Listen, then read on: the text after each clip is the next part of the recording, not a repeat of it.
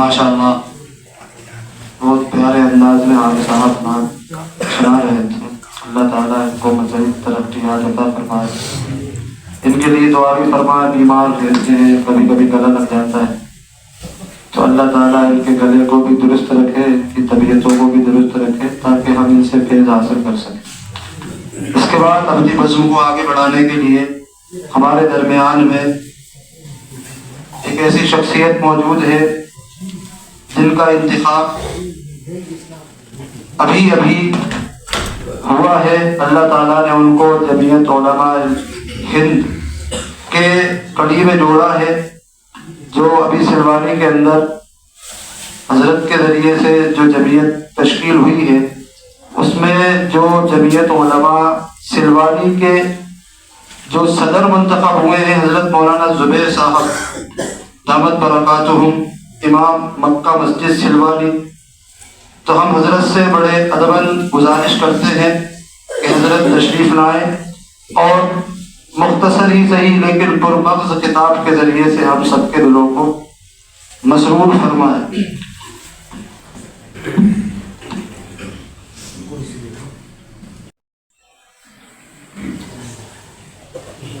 अल्हम्दुलिल्लाहि रब्बिल आलमीन वल आक़िबतु लिल मुत्तक़ीन वस्सलातु वस्सलामु अला सय्यिदिल अंबिया'i वल मुरसलीन मुहम्मदिन व अला आलिहि व अस्हाबिहि अजमईन। अम्मा बअद, अऊज़ु बिल्लाहि मिनश शैतानिर रजीम। बिस्मिल्लाहिर रहमानिर रहीम।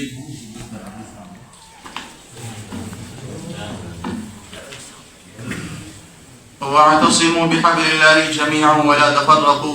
सदक़ल्लाहुल अज़ीम। वक़ाल नबी सल्लल्लाहु अलैहि वसल्लम यदुल्लाहि अलल जमाअह। वक़ाल नबी सल्लल्लाहु अलैहि वसल्लम कुल्लुकुम राइन व कुल्लुकुम मसऊलून अन रअयती। औ कमा क़ाल अलैहि सल्लल्लाहु अलैहि वसल्लम।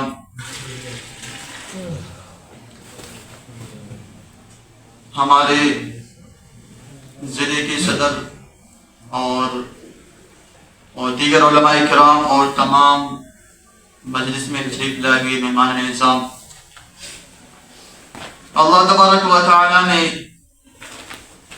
इस निज़ाम को चलाने के लिए और उम्मत की सही रहबरी करने के लिए जिन शख्सियतों को और जिन ज़ात गिरामी को नबी बनाकर भेजा है, हम उनकी कमालात से, उनकी अवसाफ से अच्छी तरीके से वाकिफ हैं।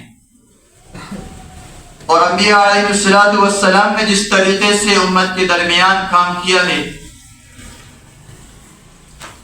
वो हम सब से ढकी और छुपी हुई बात नहीं है।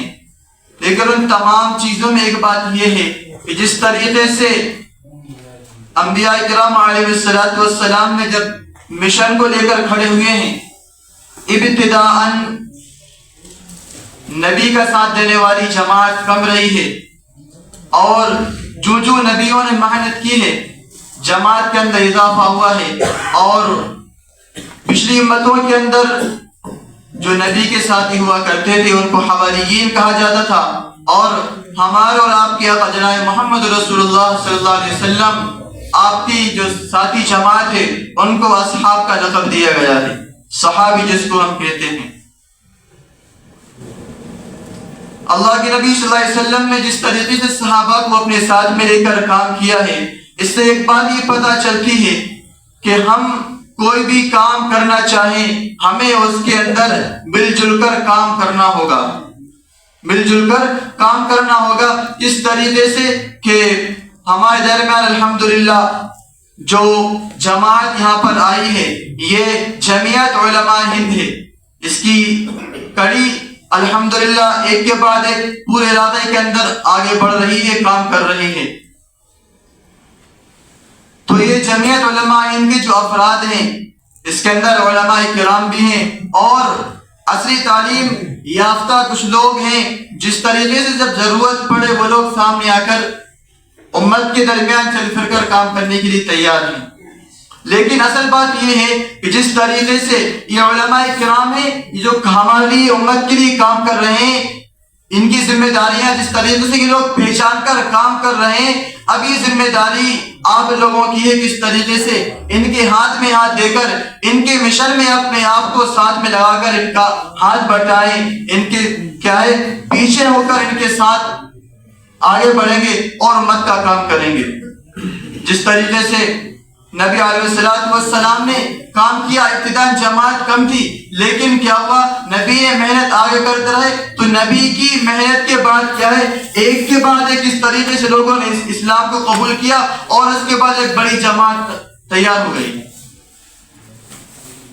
تو جو علماء کی جماعت ہے، اور علماء ان العلماء ورثۃ الانبیاء کہ علماء انبیاء کے وارث ہوتے ہیں، جس طریقے سے نبیوں نے امت کے درمیان کام کیا ہے، عزیز ساتھیوں اس طریقے سے علماء کی جماعت ہے، جس طریقے سے نبیوں نے کام کیا ہے انشاءاللہ اور اللہ کی مدد سے یہ جماعت بھی نبی کو مشن کو لے کر اس طریقے سے آپ حضرات کے درمیان کام کرنے کو تیار ہیں۔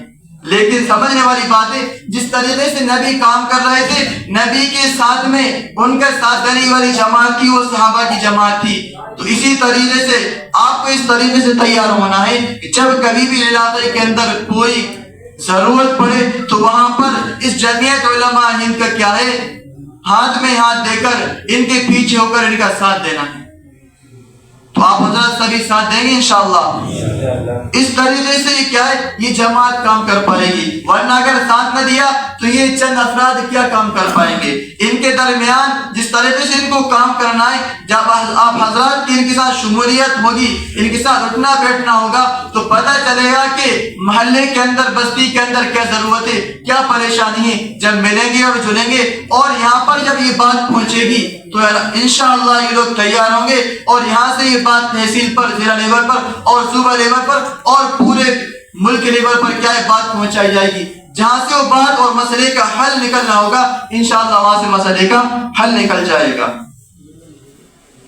تو اللہ تبارک و تعالیٰ نے جو کامیابی رکھی ہے وہ اجتماعیت پر رکھی ہے۔ الحمدللہ یہ جمعیت علماء ہند یہ پورے ملک کے اندر کیا ہے اجتماعیت کا کام کر رہی ہے، کس طریقے سے پوری امت ایک پلیٹ فارم پر آ کر کیا ہے کام کرنے کے لیے تیار ہو جائے۔ وہ لوگ جو اپنے حق کو حاصل کرنے میں کیا ہے کمزور ہیں، حاصل نہیں کر پا رہے ہیں، ان کا حق دلانے کے لیے جمعیت علماء ہند آگے تیار نظر آتی ہے۔ وہ لوگ جو عدالتوں کے اندر، جیلوں کے اندر بے جرم اور کوئی جرم اگر ان کا نہیں ہے، وہ لوگ جیلوں کے اندر بندے، ان کے مسائل کو حل کرنے کے لیے، ان کے مقدموں کو حل کرانے کے لیے جمعیت علماء ہند ہمیشہ تیار رہتی ہے۔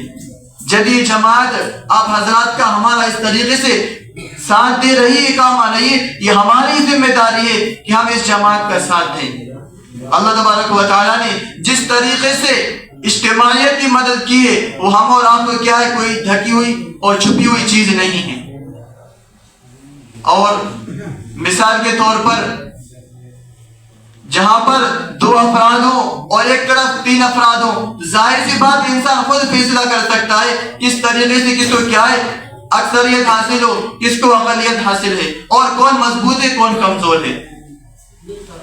اور جماعت کے اعتبار سے جہاں پر 3 افراد کی جماعت ہو، اس کے مقابلے میں 4 افراد کی جماعت ہو، 10 افراد کی جماعت ہو، 100 افراد کی جماعت ہو، جتنے افراد ہوں گے اتنا ہی کیا ہے اس نماز کا جماعت سے جو بھی کام کیا جا رہا ہے اس کی قبولیت کی زیادہ کیا ہے امکانات رہیں گے۔